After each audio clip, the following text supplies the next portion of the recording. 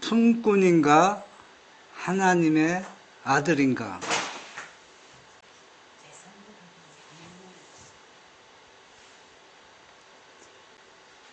마태복음 21장 28절부터 32절 보겠습니다. 그러나 너희 생각에는 어떠하뇨?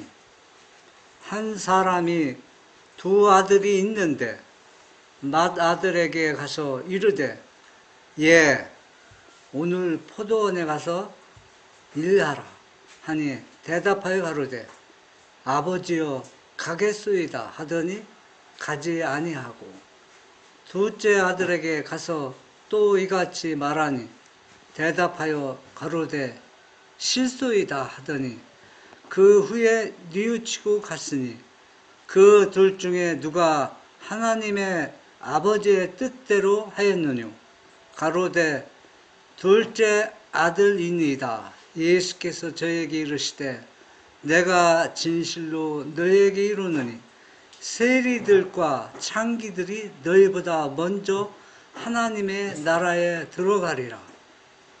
요한이 의의 도로 너희에게 왔거늘 너희는 저를 믿지 아니하였으되 세리와 창기는 믿었으며 너희는 이것을 보고 종시 뉘우쳐 믿지 아니하였도다. 제가 오늘 품꾼인가 아들인가 3부를 준비하면서 제 마음이 너무 무거웠습니다. 왜 마음이 무거웠느냐 하면은 예수님께서 이 비유를 계속 말씀하시면서 이 포도원 일할 일꾼들이 점점 더 어떤 모습으로 변화되고 가느냐 하면은 선한 사람 또 예수님의 품성으로 닮아가는 것이 아니라 점점 더 악하게 변화되는 모습을 보여줍니다. 2부 때보다는 제 3부의 포도원 일할 일꾼들은 더 어떻게 되냐면 더 악한 모습을 보여줘서 예수님께서 비유를 더 강도 높게 말씀하시는데 이 비유를 듣는 사람들, 보는 사람들은 전혀 그것을 의식하지 못하고 깨닫지 못하고 있다는 얘기입니다.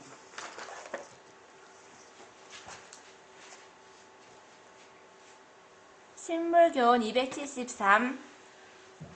이 비유는 그리스도께서 돌아가시기 얼마 전에 마지막으로 예루살렘을 방문하셨을 때에 하신 말씀이다. 그는 성전에서 물건을 매매하는 자들을 내어 쫓으셨다. 그의 음성은 하나님의 권능으로 저희 마음을 찔렀다. 그들은 놀라고 무서워서 아무런 변명이나 저항도 없이 그의 명령에 순종하였다. 저희의 공포심이 진정된 후 성전으로 돌아온 장로들은 그리스도께서 병자와 죽어가는 자들을 고치시고 계시는 것을 보았다. 그들은 감사하는 소리와 찬송의 노래를 들었다.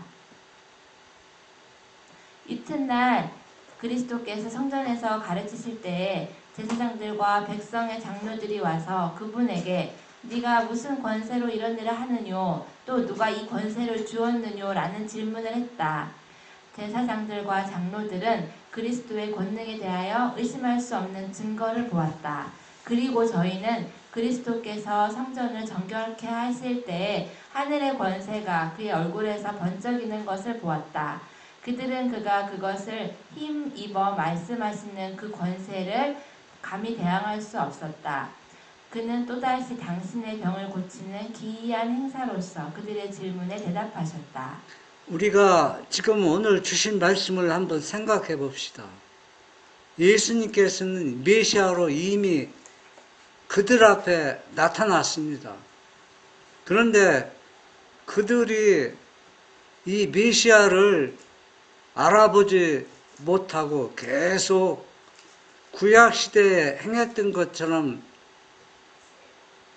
양을 잡아서 지금 제사를 드리고 있는데, 그래서 성전 뜰에서 비둘기, 양, 소, 염소 이런 짐승의 울음소리가 요란하고 또 그것을 매매하는 사람들의 목소리가 완전히 여러분 장날 시장에 가면 어떻습니까? 한 사람 목소리만 들립니까? 여러 사람의 목소리가 들립니다. 완전히 예? 교회에서 이런 시장 같은 소리가 들린다는 것을 완전히 표현할 수 있는 바벨론 현상이 지금 드러나고 있는 것입니다. 그때 예수님께서는 하늘의 권세로 이 모든 무리들을 쫓아냈습니다. 그리고 이 성전을 정결케 하는 모습을 본 사람들은 이것은 하늘의 권세가 예수님이 함께하고 있다는 것. 그들은 그렇게 사나웠고 무서운 사람들이지만은 한마디 반응이나 또 항의도 못하고 그들이 도망간 사실을 볼 때 이것은 분명히 하늘의 권세로 예수님이 행했다는 것을 누구도 부인할 수 없는 현실이었습니다.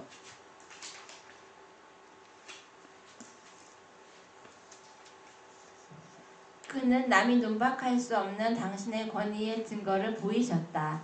그러나 저희가 원하는 것은 증거가 아니었다. 제사장과 장로들은 예수께서 친히 당신 자신이 메시아라고 선포하기를 몹시 원했는데 그리하면 그들은 그분이 하신 말씀을 책잡고 악용해서 백성들이 그분을 대적하도록 선동하기 위함이었다. 그들은 그의 가마를 소멸시키고 그를 죽이고자 했다. 예. 여기에 보면은 침례 요한이 계속 예수님을 뭐라고 했어요? 세상 지를 지고 갈 하나님의 어린 양, 그것도 메시아라고 여러 번 선포했습니다. 또 하나님을 믿는 사람들은 구약에 예언된 메시아가 출현할 것을 한두 번 예언한 것이 아닙니다. 그렇게 성 말씀을 통해서 또 선지자를 통해서 메시아가 유대 땅에 어떻게 임할 것인지 나타날 것인지 여러 가지 증거들을 통해서 보여주셨지만 그런 증거들 그것은 믿지 않는 것입니다. 왜 믿지 않느냐 하면은 예수님 자신이 입에서 친히 나는 하나님의 아들이고 메시아라고 친히 자기 입술로 선포하기를 원했던 것입니다. 그래야만 예수님은 어때요? 책 잡아서 백성들을 선동한다는 그 선동의 죄를 뒤집어 씌우려고 하는데 예수님은 자기가 메시아라고 선포하지 않고 다른 사람이 메시아라고 선포하는 것입니다.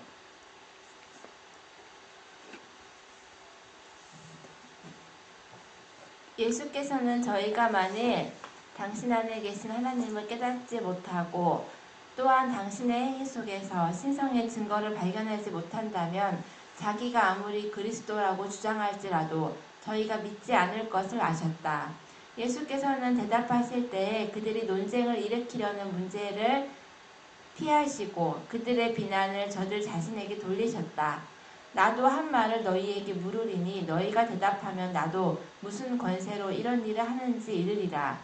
요한의 침례가 어디로서 왔느냐? 하늘로서냐 사람에게로서냐? 제사장과 관원들은 어떻게 대답해야 할지 몰랐다. 예. 이건 어떻게 대답하든지 자기네들이 걸려 넘어질 수밖에 없어요. 하늘로서 온 침례라고 해도 걸려 넘어지고 사람에게 와서 침례를 준다고 해도 걸려 넘어지는 겁니다. 그러니까 이들이 어떻게 대답할 수가 없는 것입니다.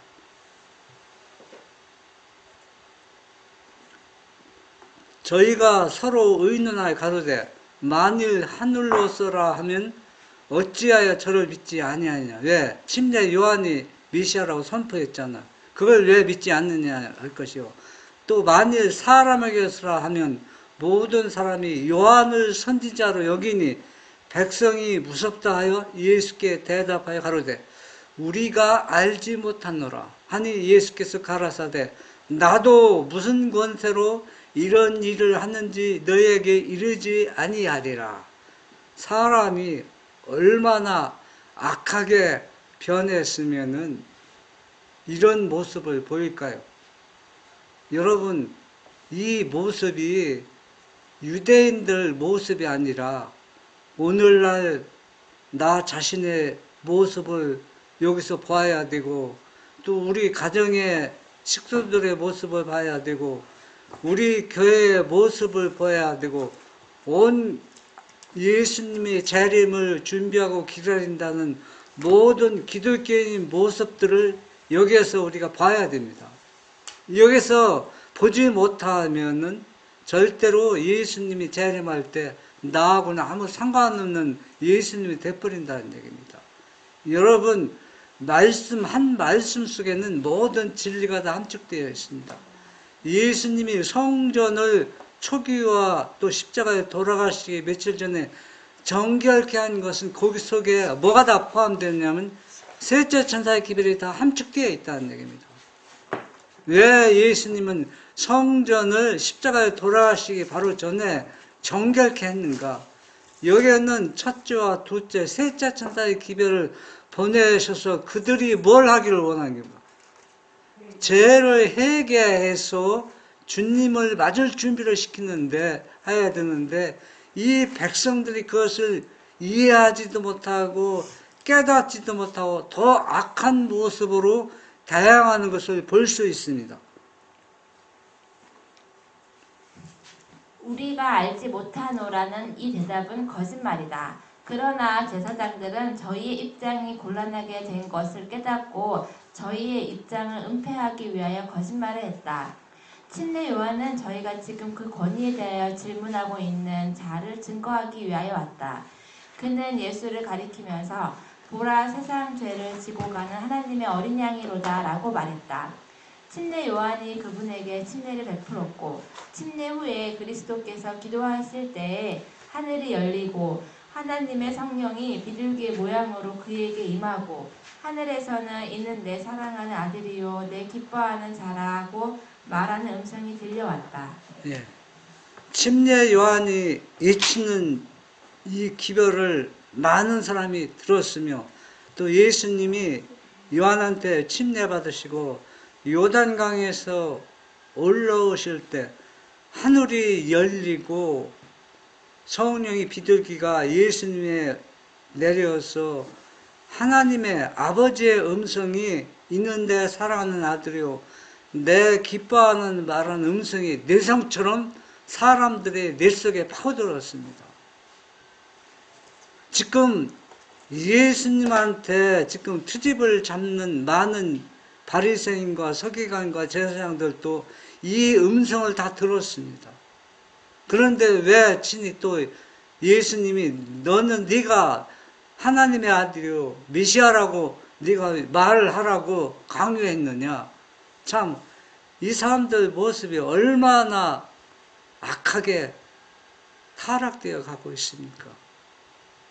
제가 어제 저는 꿈을 신뢰하지 않고 믿지는 않습니다. 어제 꿈을 꾸었는데 성경을 보고서 제가 너무 소스치게 놀랐습니다. 왜 놀랐느냐면 성경을 보니까 성경 자체가 다 강신술로 덮어버렸어요. 강신술 덮어버려서 이걸 사람들이 성경을 아무리 봐도 이해하고 깨닫지 못하고 있는 것입니다.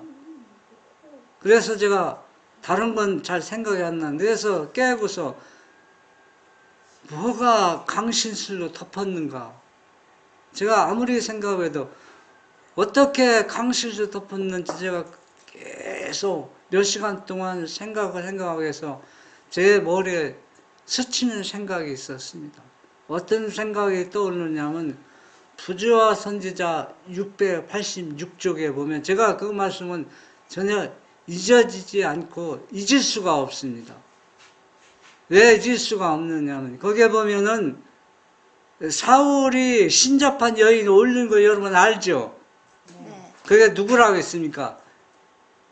진짜 예수님이 모습입니까? 사단의 강신술로 한 겁니까? 사무엘이 예. 나온 게 그게 예. 예수님 모습을 사무엘을 불러오라고. 예. 그러니까 강신술. 강신술이잖아요.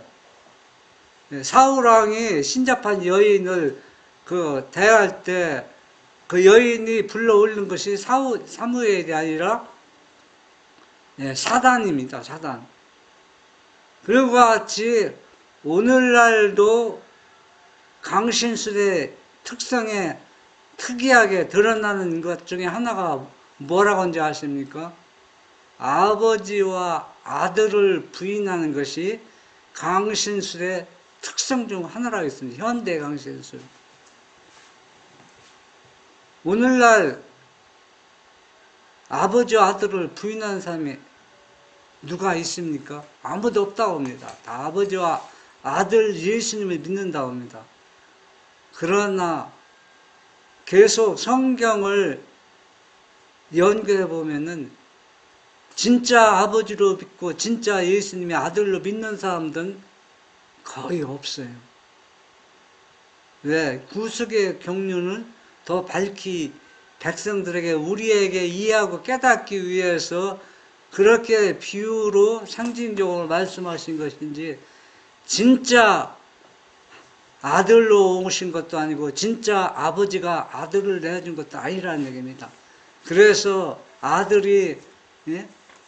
아버지나 아들이 어떤 사람은 예수님이 침례받을 때 아들이라는 이름을 받았다고 하고 십자가에 돌아가실 때 아들이라는 이름을 받았다고 하고 또 성육신을 입었을 때 아버지께서 아들이라는 명칭을 주었다고 하고 그래서 결국은 진짜 아버지도 아니고 진짜 아들도 아니라는 얘기입니다. 이것이 뭐라고 현대? 강신술이라는 얘기입니다. 그래서 이러한 것을 타파하기 위해서 예수님께 오셨는데 이것을 그대로 믿고 받아들이는 것은 강신술에 속하기 때문에 성경을 아무리 보아도 성경의 구속의 경륜을 바르게 이해하기는 불가능하다는 얘기입니다. 여러분 얼마나 놀라운 말씀입니까? 이 말씀을 누가 했어요? 사랑의 제자 요한도 했고 사도 바울도 했습니다. 그때는 여러분 교황청이 완전히 설립이 되기 전입니다. 설립도 안 됐는데 불법의 사람 멸망의 아들이 출현할 기미가 이미 출현했다고 했습니다. 초대교회 당시도.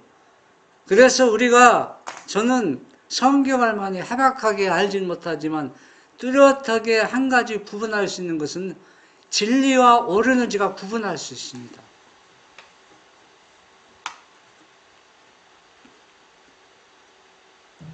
제사장들과 관원들은 요한이 메시아에 관한 예언을 반복해서 말한 것을 기억하면서 또 예수께서 침례 받으신 장면을 기억하면서도 요한의 침례가 하늘로서 왔다는 말을 감히 하지 못했다. 만일 저희가 믿는 대로 요한을 선지자로 인정했다면 나사렛 예수가 하나님의 아들이라는 요한의 증거를 어찌 부인할 수 있겠는가? 또 저희가 요한의 침례가 사람에게서 왔다는 말을 할 수 없는 것은 요한을 선지자로 믿는 백성들 때문이었다. 그리하여 그들은 우리가 알지 못하노라고 말하였다. 예, 이 모습이 지금 바리새인과 유대인들 모습과 현대판 재림교의 모습과 똑같습니다.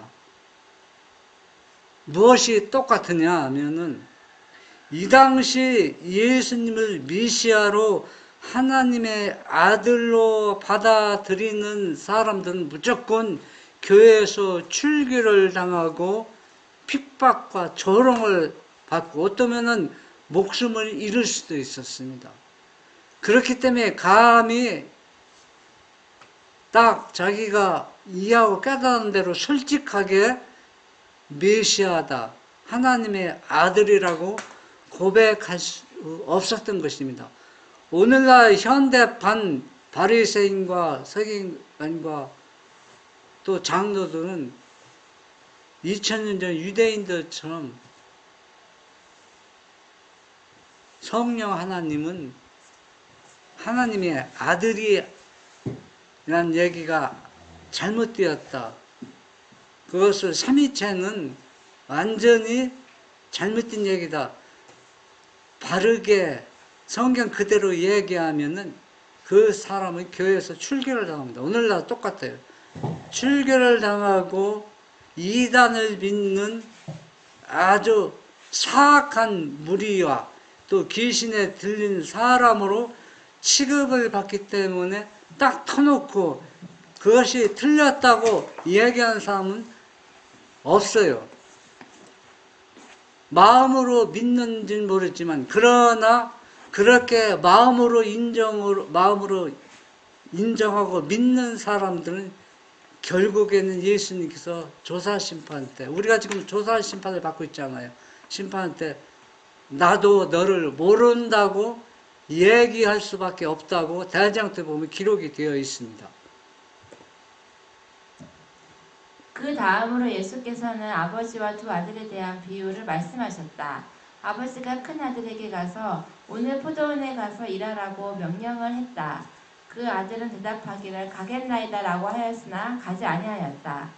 아버지는 둘째 아들에게 가서 오늘 포도원에 가서 일하라고 했을 때 그 아들은 즉시 대답하기를 실소이다 라고 했다. 그는 순종하기를 거절하고 악한 길로 행하며 악한 동무들과 사귀었다. 그러나 그 후에 회개하고 그의 아버지의 부르심에 순종하였다. 예. 성전을 정결케 했을 때 예수님께서는 신성으로 번쩍이는 것을 인성을 쓰신 하나의 보잘것없는 인간이 아니라 그 안에 신성의 하나님의 아들 하나님이 있다는 것을 보아야 했습니다. 그걸 본 사람들은 다 회개했습니다. 그러니까 성전을 정결케 할 때 도망가면서도 전혀 회개하지 않으니까 다시 이 비유를 들어서 지금 얘기하는 거입니다. 그래서 너희들의 모습이 얼마나 악한지 스스로 정죄할 수밖에 없도록 예수님께서는 그렇게 하셨습니다. 가겠나이다 하고 가지 아니한 아들로 말미암아 바리새인의 성격이 드러났다. 유대 나라의 지도자들은 이 아들처럼 회개하지 아니하고 스스로 만족하였다. 유대 국민들의 신앙 생활은 외식적이었다. 시내산에서 하나님의 음성으로 율법이 반포되었을 때 모든 백성은 순종하겠다고 맹세했다. 그들은 가겠나이다라고 대답했으나 가지 않았다. 그리스도께서 친히 그들에게 율법의 원칙들을 보여주시기 위하여 오셨을 때 저희는 그분을 거절하였다. 예. 여러분, 초대교회가 변질되어서 법안교황청을 설립하는데 공신이 되었고 그들과 연합하게 되었습니다. 그들이 얼마나 타락하고 변질되었는지 말씀에서 떠났는지 말씀대로 불순종하지 않음으로 인해서 종교개혁이 일어났습니다. 종교개혁이 일어나서 개신교회가 탄생하게 되었습니다. 그러나 개신교회가 탄생했지만은 개혁이 멈춰버리고 말았습니다. 그래서 개신교회가 로마 교황청처럼 본래 금속대로 타락하고 변질되어서 거기에서 개혁하고 나온 무리가 재림 신도고 오늘날 제7일 안식일 예수 재림교회가 탄생하게 되었습니다. 이 교회가 탄생할 때 25개 교리가 탄생해서 그 말씀은 어때요? 예수님이 제자들에게 주신 그 말씀에 25개 교리 중에서 다 담겨 있었습니다. 그러나 재림교회가 1000년 동안 메시아를 기다리고 준비해서 메시아가 왔을 때 거절한 유대인들처럼 170년이 세월의 역사가 흘러가는 동안 이 재림교회도 타락해서 개신교가 타락한 것처럼 천주교가 타락한 것처럼 지금 타락해서 교리가 바뀌었습니다. 교리가 바뀌고 예수님의 제자에게 주신 말씀 그대로 지금 우리가 그렇게 전하고 있지 않습니다. 그래서 여기 보면은 유대인들의 지도자들이 신앙이 일식적인 것처럼 하나님의 율법을 반포했을 때는 순종하겠다고 약속했지만은 결국은 거절하고 십자가 못 박은 것처럼 재림교회도 어떻게 변질되어 가고 있는지 유대인처럼 닮아가고 있는지 그 성격을 전혀 감지하지 못하고 또 알지 못하고 있다는 얘기입니다. 그래서 이 두 아들의 비유는 바로 2000년 전에 유대인들을 그들을 각성시키기 위해 한 말씀이지만 이 말씀 속에는 오늘날 나의 모습이 드러나고 우리 가정의 모습이 드러나고 또 나의 교회 모습이 드러나고 재림교회 모습이 드러나고 있습니다.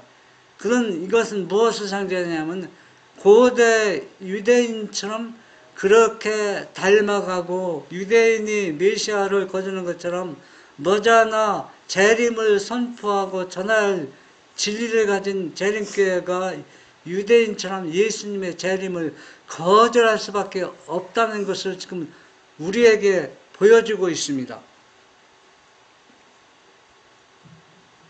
그리스도 앞에 서 있는 무리들 가운데는 서기관들과 바리새인들과 제사장들과 관원들이 섞여 있었는데 그리스도께서는 두 아들의 비유를 말씀하신 후에 청중들에게 그 둘 중에 누가 아비의 뜻대로 하였느냐라고 물으셨다. 바리새인들은 저희 자신을 생각하지 아니하고 둘째 아들이니다라고 대답하였다. 그들은 그들 자신에게 정죄의 선고를 내리고 있다는 것도 깨닫지 못하면서 그렇게 말했다. 그 다음에 그리스도의 입술에서는 세리들과 창기들이 너희보다 먼저 하나님의 나라에 들어가리라. 요한이 의의 도로 너희에게 왔거늘 너희는 저를 믿지 아니하였으되 세리와 창기는 믿었으며 너희는 이것을 보고도 종시 뉘우쳐 믿지 아니하였도다라는 공공연한 비난의 말씀이 떨어졌다. 예, 예수님이 유대 땅에 왔을 때 많은 유대인들은 세리와 창기들은 사람 취급을 하지 않고 그들을 사람 대접하지 않았습니다. 상대도 하지 않았습니다. 그런데 예수님이 뭐라 했어요? 세리와 창기들이 먼저 어디에 간다? 영생에 들어간다는 얘기입니다. 하늘나라에 간다는 얘기입니다. 여러분, 이 얘기를 만약에 나에게 하고 있다면 우리는 지금 누구보다 못하다는 얘기예요. 창기와 세리들, 이 사람들은 진짜 창기와 세리들도 포함되지만은 이들은 얼마나 나쁜 짓을 많이 하고 있습니까? 사람으로서는 할 짓을 지금 이들은 다 하고 있습니다. 그런데 너희들 모습이 이들보다 더 어떻다는 얘기입니까? 악하다는 얘기입니다. 그러니까 회개를 촉구하고 있는데 그들은 전혀 이것을 이해를 못하고 이해하려고 하지도 않고 있습니다.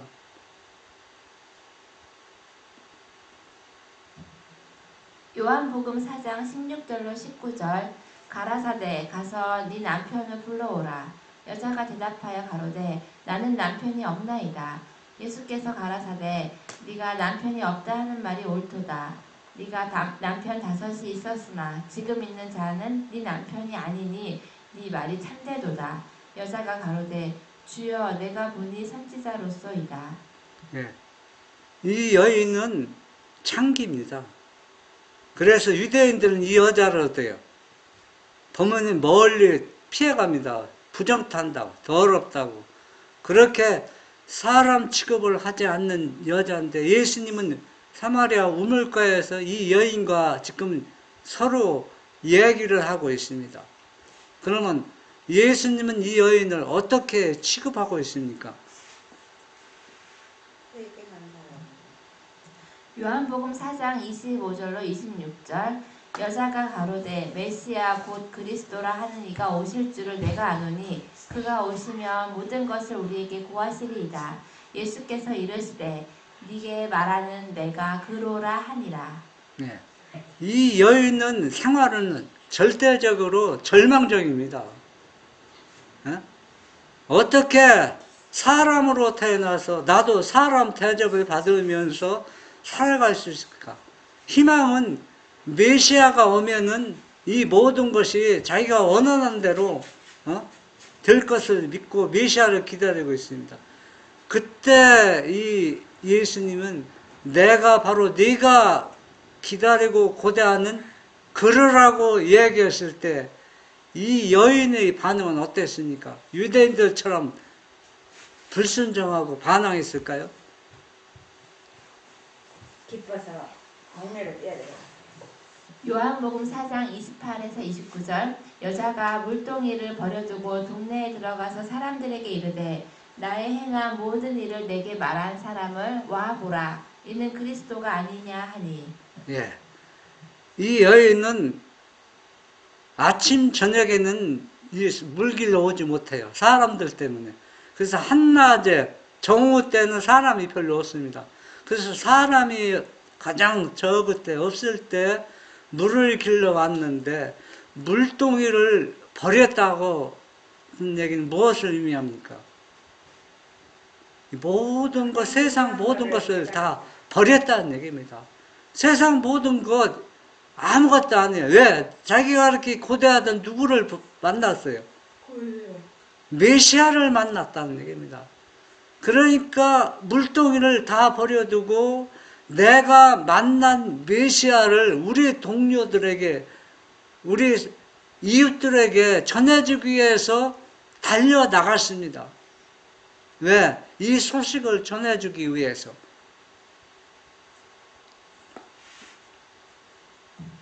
구주께서는 사마리아 여인에게 생명수를 제공하셨을 때와 똑같은 사업을 여전히 수행하고 계신다. 예수님을 따르는 자라고 자칭하는 자들이 혹시 버림받은 자들을 멸시하고 기피할 수 있을 것이나 출생이나 민족의 환경도 생활의 조건도 그분의 사랑을 인류의 자녀들에게서 돌이킬 수 없다. 예수께서는 아무리 죄될지라도 각 영혼에게 네가 만일 나에게 구하기만 하였으면 내가 네게 생명수를 주었으리라고 말씀하신다. 예. 이 사마리아 여인보다 더 악하고 죄를 많이 짓는 존재랄지라도 예수님의 사랑이 그 영혼에게 어때요? 생수를 주는데 막을 것은 아무것도 없다 했습니다. 어떤 큰 죄라도 예수님의 사랑을 막을 것은 없어요. 그래서 모든 사람들이 이 사마리아 여인처럼 본인이 원하기만 하면 예수께서 주시는 이 생수를 먹을 수가 있다는 얘기입니다. 이 여인이 얼마나 마음의 기쁨이, 희망이 꽉 찼으니까. 그래서 이 여인이 이 소식을 전했을 때 뭐라고 전했겠습니까? 여러분 한번 상상해 보세요. 와보라. 내가 누구를 만났다? 메시아를 만났다는 얘기입니다. 그래서 예수님께서는 제자들에게 곡식이 다 익어서 고개를 숙여서 수확할 것이 많다 얘기했을 때 제자들은 이 말씀이 무슨 말씀인지 이해하지 못했습니다. 그러나 예수님은 이 여인의 기별을 듣고 사마리아 사람들이, 많은 사람들이 예수님을 만나러 오는 것을, 모습을 예수님이 미리 보셨던 것입니다. 요한복음 8장 7절에서 9절 저희가 묻기를 맞이 아니하는지라 이에 일어나 가라사대 너희 중에 죄 없는 자가 먼저 돌로 치라 하시고 다시 몸을 굽히사 손가락으로 땅에 쓰시니 저희가 이 말씀을 듣고 양심의 가책을 받아 어른으로 시작하여 젊은이까지 하나씩 나가고 오직 예수와 그 가운데 섰는 여자만 남았더라. 예, 이 얘기도 요한복음 8장 내용을 잘 아실 것입니다. 이 내용은 유대인들이 고의적으로 엮고 만드는 사건입니다. 실제 두 남녀가 간음해서 현장에서 잡힌 것처럼 그렇게 사건을 유도해서 만들어 버렸습니다. 남자는 누굽니까? 바리새인 중에 한 사람입니다. 그래서 이 여자만 붙잡히고 남자는 아예 나오질 않습니다. 그것은 무엇을 의미합니까? 이들이 사건을 만들었다는 것을 암시해주고 있습니다. 그때 예수님은 이 여인에게 어떻게 대하셨습니까? 어떤 분은 이 말씀을 이렇게 얘기하더라고. 예수님이 몸을 굽혀 손가락으로 땅에 쓰신 것은 그들의 죄를 지적해서 쓴 것이 아니라 예수님의 사랑은 모든 사람을 용서해 준다는 내용이라고. 물론 그것도 일리는 포함되겠지만은 그러나 우리는 상징적으로 봐야 되고 표상으로 봐야지만은 문자 그대로 봐야 할 내용도 있습니다. 이것을 상징으로 비유로 보면 곤란하게 됩니다. 그래서 이 내용은 우리가 시대의 소망에 기록한 대로 그대로 받아들이는 것이 바람직하다는 얘기입니다. 그때 예수님께 이 여인을 고소했던 사람은 예수님이 손가락으로 땅에 기록한 것을 그걸 본 사람들은 뭘 보았어요? 자기의 죄를 보아서 양심의 가책을 들어서 손에 돌을 들었지만 여인에게 던지지 못하고 뒷걸음쳐서 다 도망간 사실을 우리가 알 수 있습니다. 그때 예수님이 뭐라 했어요? 다 도망가고 아무도 없습니다. 예수님만 남았습니다. 그래서 나도 너를 어떻게 한다? 정죄하지 않는다고 예수님께서 말씀하신 것을 볼 수가 있습니다. 시대의 소망 462. 그녀는 고발자들이 말없이 부끄러워 떠나는 것을 보고 놀랐다. 그때 나도 너를 정죄하지 아니하노니 가서 다시는 죄를 범하지 말라고 하시는 희망의 참 말씀이 그녀의 귀에 들려왔다. 그녀의 마음은 녹아내렸다. 그녀는 예수님의 발 앞에 엎드려 고마운 사랑의 마음으로 흐느껴 울면서 뜨거운 눈물로 자신의 죄를 고백하였다. 이것은 그녀에게 순결과 평화의 생애, 하나님께 봉사하기 위하여 바쳐진 새 생애의 시작이 되었다. 이 타락한 영혼을 구원하기 위하여 예수께서는 가장 흉악한 육체적 질병을 고칠 때보다도 더 큰 이적을 행하셨다. 여러분, 죽은 사람을 살리고 죽을 병에 걸린 사람들을 건강을 회복시키는 이적보다도 영혼을 병든 영혼을 고쳐주는 것이 더 큰 이적이라고 말씀하셨습니다. 여러분, 우리가 조금 전에 정죄받은 여인, 먼저 여인과 이번 이 사마리아 여인, 이 여인을 보면서 나와 우리 교회의 모습이 이 여인보다 더 어떻다는 얘기예요. 큰 죄를 범하고 있으면서도 회개할 필요성을 전혀 느끼지 못하고 있는 것을 예수님께서는 봐서 우리를 지금 질책하고 있는 것입니다. 하나의 지나가는 사건을 지금 얘기하고 있는 게 아니라는 얘기입니다.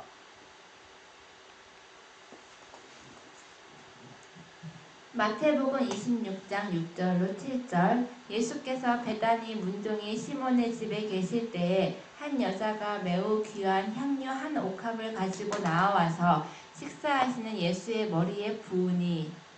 네, 이 내용은 여러분이 잘 아는 내용입니다. 나사로의 누이, 이 가정에 마르다와 또 이 귀한 향유를 옥합에 열어서 부은 여인은 마리아입니다. 이 마리아에도 창기처럼 그렇게 사람들이 취급하고 있는 아주 천한 여인에 속하고 있습니다. 이 여인들 한번 보세요. 여기에 나오는 이 여인들은 다 창기처럼 그렇게 사람들로부터 더러운 사람, 죄악의 사람으로 취급받으면서 상대도 않는데 예수님은 이들을 더 가까이 대할 수밖에 없어요. 이 여인은 어떻습니까? 사마리아 여인도 자기의 죄를 예수님께서 지적했을 때 그는 실제로 자기가 얼마나 추악한 사람이라는 것을 시인하고 눈물을 흘리면서 예수님께 죄를 고백했을 때 예수님은 그 영혼을 진정 사랑하는 마음으로 다 용서해 주었습니다. 그렇기 때문에 이 여인은 예수님의 사랑을 그 마음에 너무 감동되어서 물동이를 버려두고 내가 메시아를 만났다. 와서 이 메시아를 바라고 외칠 수밖에 없었습니다. 그때 이 여인의 목소리를 듣는, 이 소식을 듣는 많은 사람들이 메시아를 만나기 위해서 구름대처럼 몰려왔다고 했습니다. 이 마리아도 그러한 여인이지만은 예수님으로부터 큰 용서의 경험을 받았습니다.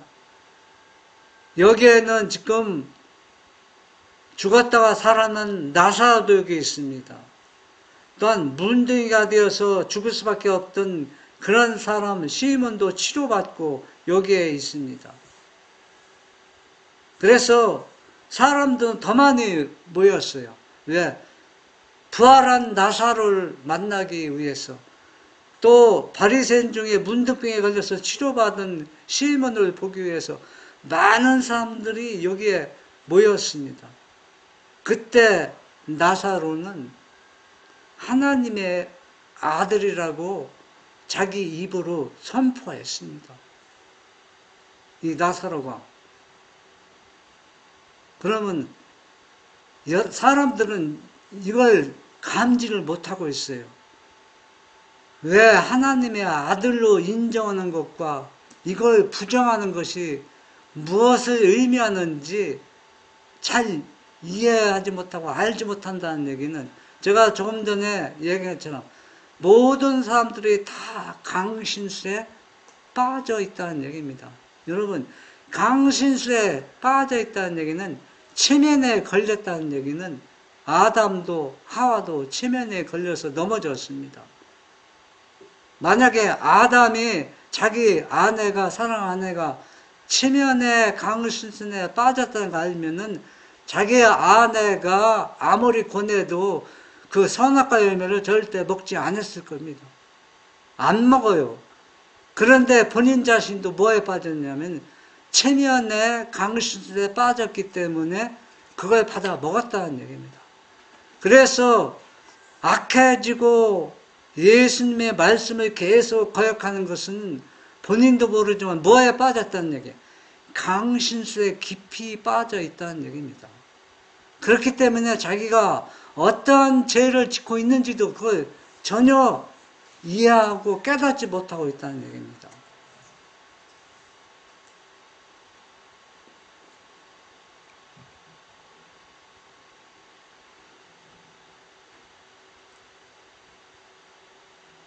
마리아는 예수께로부터 그분의 죽음이 다가오고 있다는 말씀을 듣자 깊은 사랑과 슬픔으로 그분께 경의를 표하기를 원하였다. 개인적으로 크게 희생하여 그녀는 그분의 몸에 부을 값진 향료 한 옥합을 샀다. 예. 이 여인도 한번 공통점이 있어요. 그 연복계 헌금을 드릴 때 한 과부가 냅두는 된 것은 자기 재산을 다 드렸다고 했잖아요. 자기 재산을 다 드린 겁니다.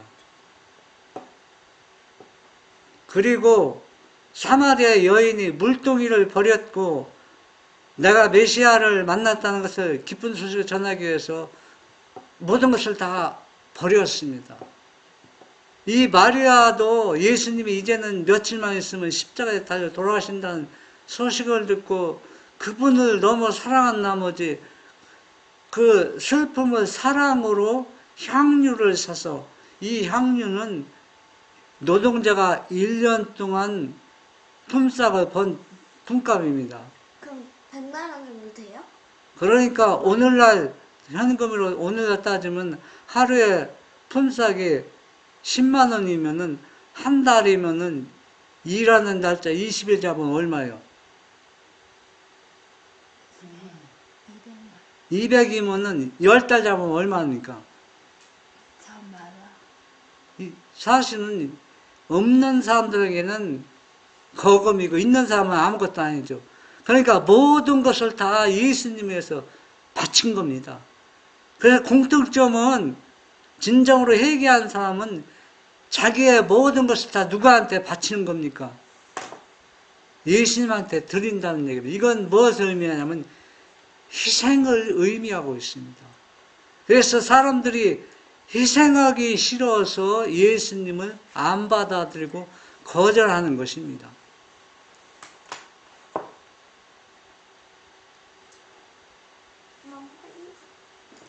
예수께서는 내가 진실로 너에게 이르노니 온 천하에 어디든지 이 복음이 전파되는 곳에는 이 여자의 행한 일도 말하여 저를 기념하리라고 선언하셨다. 장례를 내다보면서 구주께서는 당신의 복음에 관하여 확실히 말씀하셨다. 이 일은 온 세상에 전파될 것이었다. 복음이 전파되는 어느 곳에든지 마리아의 선물은 그 향기를 받을 것이며 그녀의 꾸밈없는 행동을 통하여 심령들이 축복을 받을 것이다. 이 얘기는 뭐냐? 이 마리아가 항한 일로 돼서 얼마나 많은 사람들이 구원을 얻을 것이고 이것을 재림할 때까지 기념하여 전파를 하겠습니다. 또 사르밧 과부가 냅둔뒀대요. 재림할 때까지 그 여인의 진짜 예수님을 사랑하는 그 마음, 그 진실을 온 만방에 전파를 하겠습니다. 그 이적을 통해서 많은 사람들이 구원을 얻을 것이라 했습니다. 그러나 말씀대로 순종하겠다는 바리새인과 유대에 있는 율법사들, 지도자들은 예수님께서 이들이 나를 위해서 헌신하고 충성했으니 내가 올 때까지 이들을 기념하고 전하라는 기별은 한가운데도 없습니다. 그런데 유독 사람들이 천대하고 멸시하는 이 창기 같은 사람들, 이 사람들을 예수님께서 왜 그렇게 높이 평가했느냐? 회개했기 때문입니다. 이들의 죄는 너무 사악하고 인간에서 해서는 안 될 죄악들입니다. 그러나 큰 죄악이랄지라도 이들이 진심으로 자기의 죄를 예수님께 맡겼기 때문에 그들은 용서를 받았고 정결함을 받았다는 얘기입니다. 그러나 오늘날 우리들은 이 여인보다 더 악하면서도 우리의 죄를 예수님께 맡기지 않기 때문에 계속 예수께서는 비유로 지금 계속 우리의 마음을 두드리고 있다는 얘기입니다. 그리스도께서는 그들에게 너희는 천국에 들어갈 수 없다는 말씀을 하지는 않으셨으나 그분은 그들로 하여금 천국에 들어가지 못하게 하는 장벽을 저희 자신이 만들었다는 것을 보여주셨다. 문은 아직까지 유대인 지도자들에게 열려 있었다. 초청의 기별이 아직도 유효했다. 그리스도께서는 저희가 죄를 깨닫고 돌아오기를 몹시 바라고 계셨다. 네.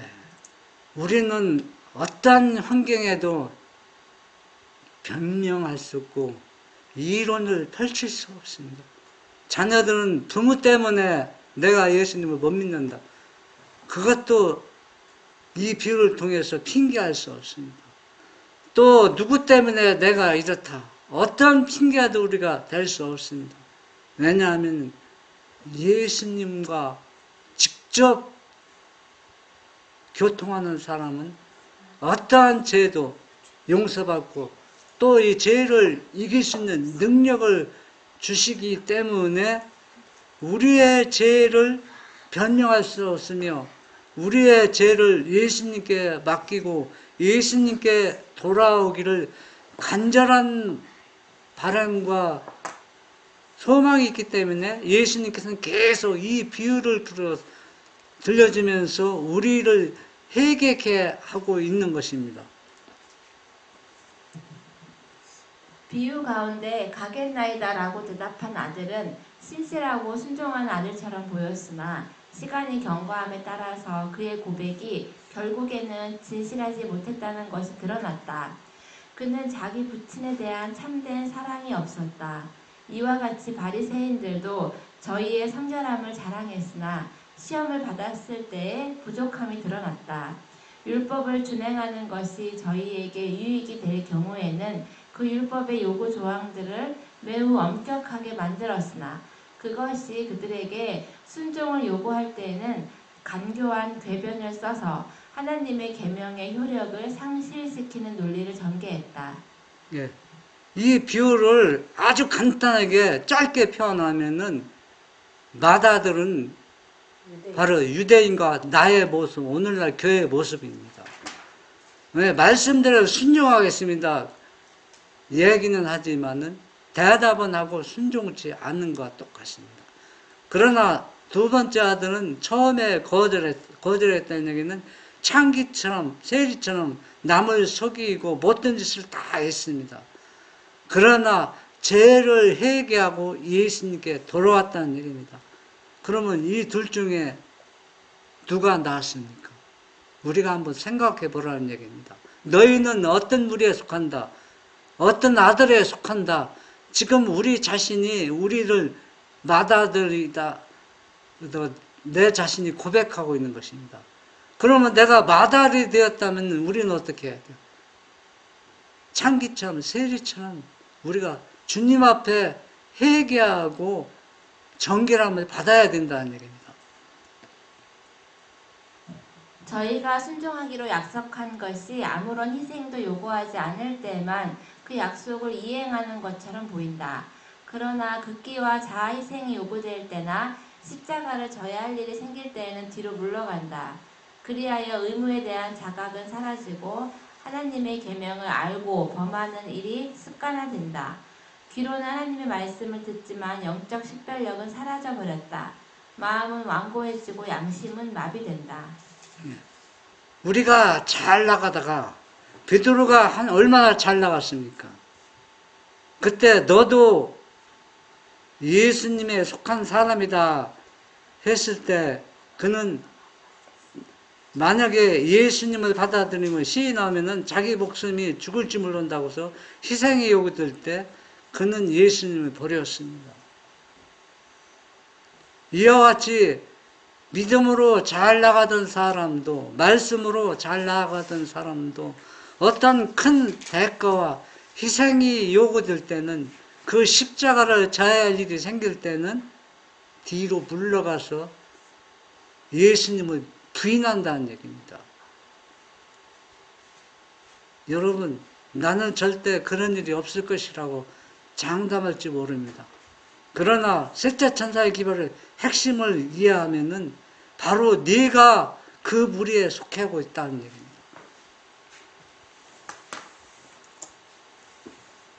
그들가 그리스도를 전적으로 반대하지 않는다고 해서 하나님을 섬기고 있다는 생각을 갖지 말라. 우리가 그렇게 생각한다면 우리 자신의 영혼을 속이고 있는 것이다. 하나님을 섬기는 일에 사용하라고 주신 것들, 곧 그것이 시간이거나 재물이거나 또는 다른 어떤 재능이거나 간에 그것을 사용하지 않음으로 인하여 우리는 하나님을 대적하고 있다. 사단은 소위 그리스도인이라 하는 자들의 냉담하고 졸고 있는 나태의 상태를 이용하여 자기의 세력을 강화시키고 영혼들을 자기 편으로 이끌어들인다. 예. 그대가 그리스도 전적으로 반대하지 않는다고 해서 하나님을 섬기고 있다는 생각을 갖지 말라. 이 얘기 무슨 얘기냐 하면은 진리와 오류가 확실히 알거든요. 그런데 이것을 오류라고 시인하고 표현하면은 많은 박해와 희생이 요구될 때 그냥 침묵을 지킵니다. 침묵을 지키고 자기만 말씀대로 순종하고 그것을 안 믿으면 생각한다는데 그것은 예수님께서 뭐라고 하냐면 하나님을 섬기고 있는 자세가 아니라고 못 박아 얘기하고 있는 것입니다. 하나님의 말씀을 알면서도 그 말씀을 순종하지 아니하는 자들보다는 차라리 세리와 죄인들이 더 큰 희망이 있다. 자기 죄를 숨기지 아니하고 자기가 죄인임을 아는 자들, 곧 자기가 하나님 앞에서 영과 혼과 몸을 더럽히고 있다는 것을 아는 자들은 천국에서 영원히 끊어지지 않을까 하는 염려를 하게 된다. 그는 자기의 병적 상태를 깨닫고 내게 오는 자는 내가 결코 내어 쫓지 아니하리라고 말씀하신 크신 의사에게 가서 고침을 받으려고 노력한다. 주께서는 이러한 사람들을 당신의 포도원의 일꾼으로 쓰실 수 있다. 여러분은 진정한 포도원 일꾼으로 사용되기를 원하십니까? 만약에 내가 포도원 일꾼으로 사용되기를 원한다면은 우리가 하나님의 말씀은 우리가 순종해야 됩니다.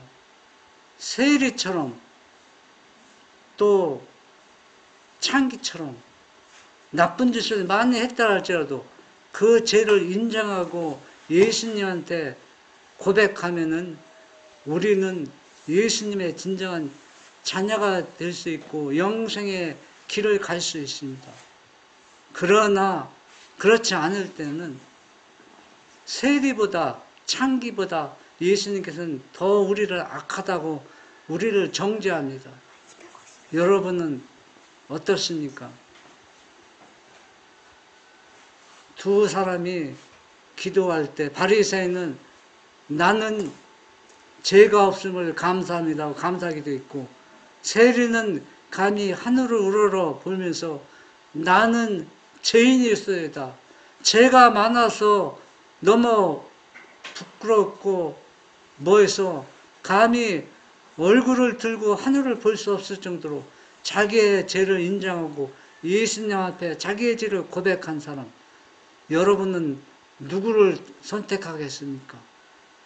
여러분 오늘 안식을 통해서 비록 내가 창기처럼 세리처럼 그렇게 살았다 할지라도 우리의 죄를 예수님께 다 가지고 가서 우리가 용서받는 우리가 진실한 하나님의 자녀가 되시기를 바랍니다.